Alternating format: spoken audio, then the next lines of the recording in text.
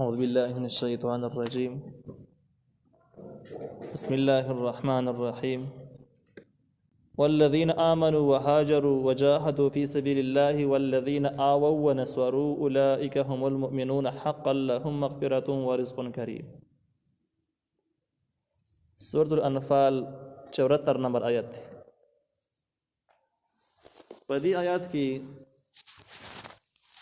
د مهاجرینو او هغه کسانو چې هغه ایمان راوړی دی، هجرت یې کړی دی، جهاد یې کړی دی، او دا په اسلام په ابتدا کې په اول سر کې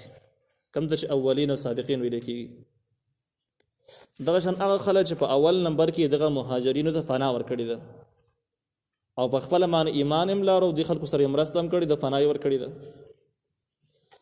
دغه خلکو فضایل ذکر کېږي چې دغه خلکو ایمان یې څنګه ایمان دی او د الله تعالی سره کمی کمی وعدې دي. نو الله تعالی وایي والذین آمنوا، هغه کسان چې ایمان راوړی دی، وهاجروا او هجرت یې کړی دی، خپل علاقې پرېښودلې دي، د اسلام په سر کې نور علاقو ته تللي دي، وجاهدوا او جهاد یې کړی دی فی سبیل الله، د الله تعالی په لاره کې، نو دا مهاجرین شو. والذین او هغه کسان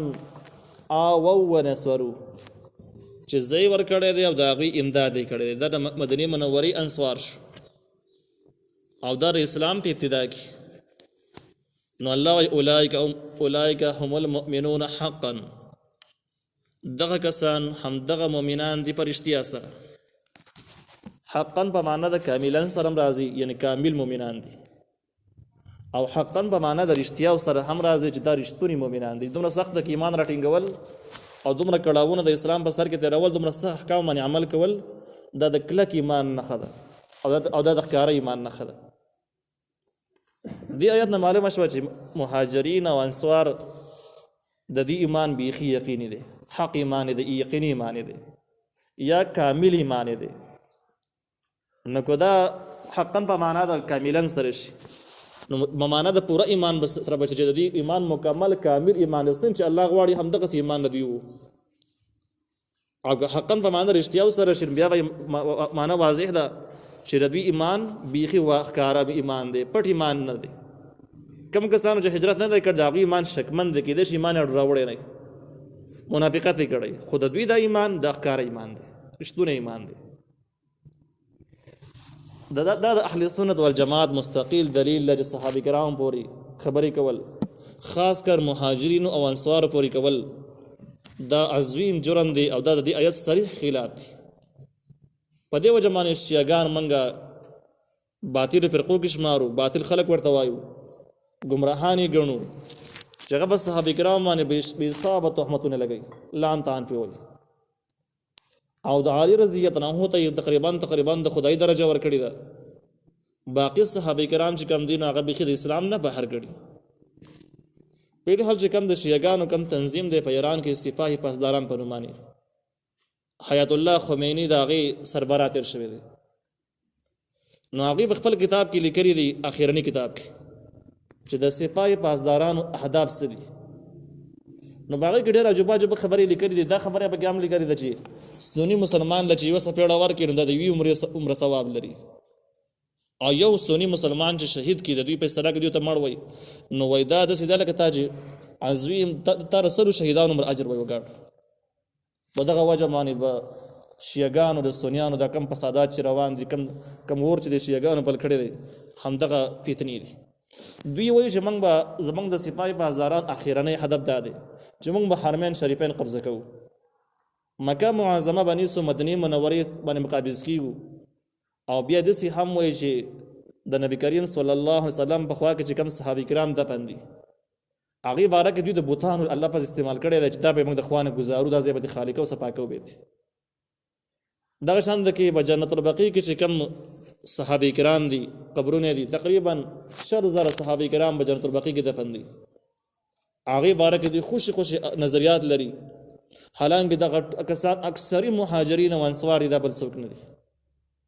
الله تعالی وایي چې دغه کسان مؤمنون حقا، رښتوني مؤمنان دي، کامل مؤمنان دي، او دوی ور باندې الزامات لګوي چې نه دي. دا خبره هم واضح ده چې دغه تعلیمات د صحابه کرامو شان بارک سپکاوي کول، تهمتونه ناجایز خورول. دا میشن د يهوديانو د عبد الله ابن سبا و چې کوم مشهور يهودي تر شوی دی، قرآن او حدیث یې مطالعه کول او د مسلمانانو شکل اختیار کړو،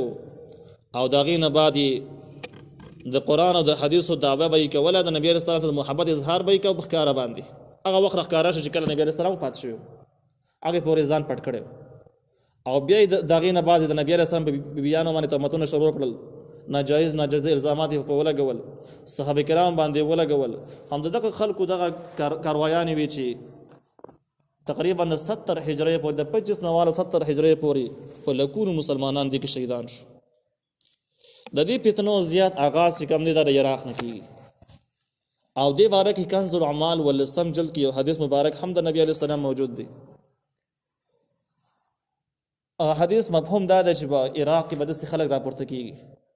ټول به ځوانان د قرآن او د حدیثو دعوې به کوي. دغه د قرآن او د حدیثو دغه ویناګانې به د خولې د مارۍ نه ښکته تېرېږي نه. د دې خلکو زړونه به داسې سخي لکه د ګټو په شانته کې، بچا بیا رحم نه راځي. دا به د امت مستقله فتنه بیا به یو وخت الله تعالی داسې راولي چې دوی به په خپل منځ کې اختلاف راشي او ایسته به دنیا نه الله تعالی ختم کړي، ورک بشي. نو تاریخ چې ګوري اگر که د عراق تصوف کې د اسلام یو مرکز هم پاتې شوی دی، لیکن اکثرې فتنې د دغه ځګین نه برسېره کېږي او راخورېږي. په هغه کې د شیعګانو، د معتزله او د خوارجو، مرجیه دا ټولې فتنې د دغه ځګین نه را برسېره شوي دي. نو دا آیت چې کوم دی دا د اهل سنت والجماعت مستقل دلیل دی، اگر چې بده کې ډېر زیات روایت احادیث او آیاتونه نور هم شته، لیکن یو پکې دا دی دغه باطل فرقو خلاف چې صحابه کرام دا کامل مؤمنان دي، خاص کر اولنین مهاجرین او انصار، او دغه سره الله تعالی مکمل د بخښنې وعده کړې دي، د جنت وعده وسره کړې دي، د بهترین رزق وعده وسره کړې دي. که څوک به الزامات لګین اساسان بخرابوي. لهم ندوی د فار مغفرة بخنه ده، الله تعالی دی بخي. ځکه چې اسلام چې کوم دی نو د بخاری شریف روایت دی چې الاسلام تحدم ما قبله، اسلام چې څوک قبول کړي نو د مخکینی ګناهونه مکمل ختم شي.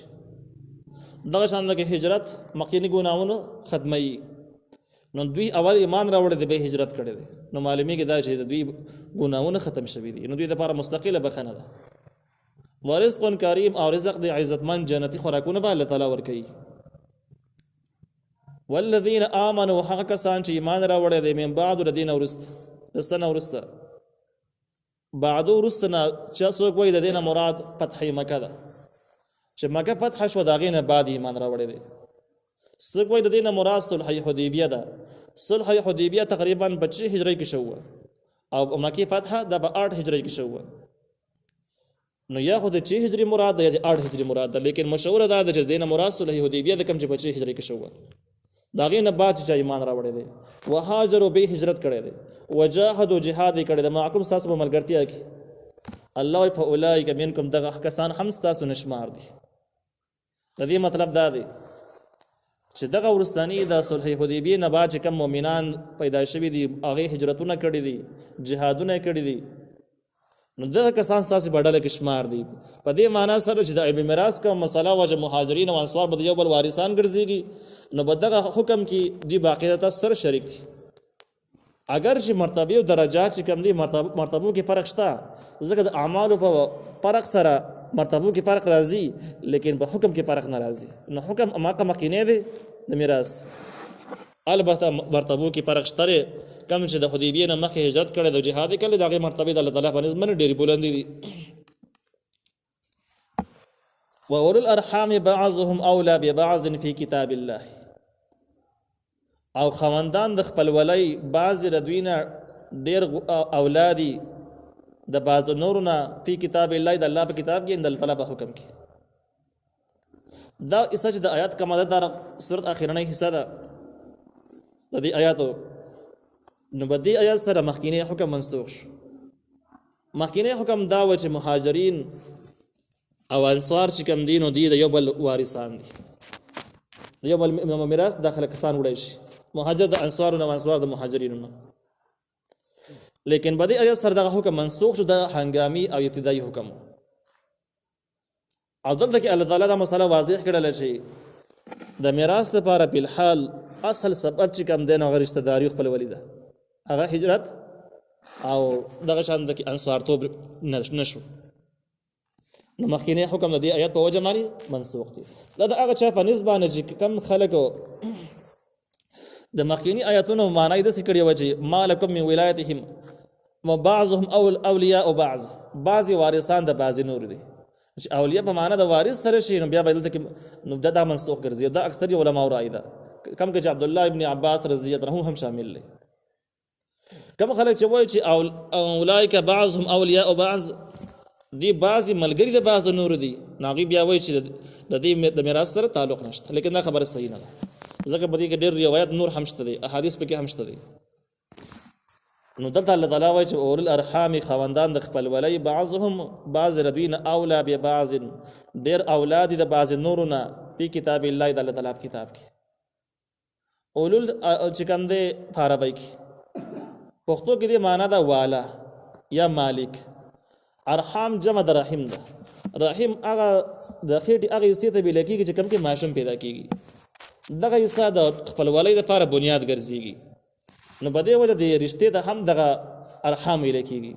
نو معنی د څه چې خاوندان د خپل ولای یو د قران اصطلاح ده یو د علم میراث اصطلاح ده کې کافي فرق شته دي